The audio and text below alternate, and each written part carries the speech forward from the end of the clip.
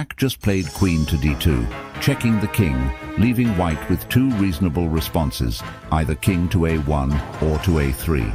If king to a1 is played, black will play the brilliant move, knight to c4, sacrificing the knight. Now if white takes the knight with pawn takes c4, black will play rook takes a4 checkmate. So we know now that white can't take the knight on c4. However, the knight is threatening checkmate with queen b2. So if white tries to defend the checkmate square with rook to b1, white will play queen to c3 check, leaving white to move the king to a2. But black has an ace up their sleeve as they play rook takes a4, sacrificing the rook. The rook is forced to be taken with pawn takes a4, leaving black to checkmate white with queen a3, checkmate. So, we now know that white can't play king to a1 after queen to d2 check. So this leaves white to play king to a3, which happened in the real game between Savioli Tartakower as white and Max Ewe as black.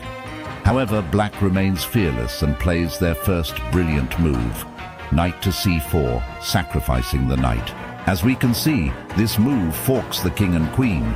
If the sacrifice is denied with king to b4, the queen will be taken, and with so many of black's pieces dangerously close to the king, it's a certain loss for white. So white instead played pawn takes c4, taking the knight. But little does white know that black has a soul-crushing move, because in this position, Max Ewe as black plays his second brilliant move, rook takes a4 check, sacrificing the rook. If the sacrifice is denied with king b3, the only move that denies the sacrifice, it is met with queen to a2, checkmate. So Tartakower as white instead accepted black's sacrifice. Now black has to tread this position very carefully, as out of all the moves black can make, only one prevents him from losing from a completely winning position. Ewe carefully calculated queen to a2, check, leaving white to go to b4 as it's their only move. Black now plays queen to b2 check, skewering the king and queen.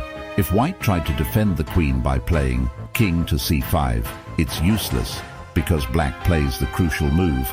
Queen takes f2 check, skewering the king and queen from another angle. Now white can't move their king to any square that defends their queen, as they can only move to b4 or d6.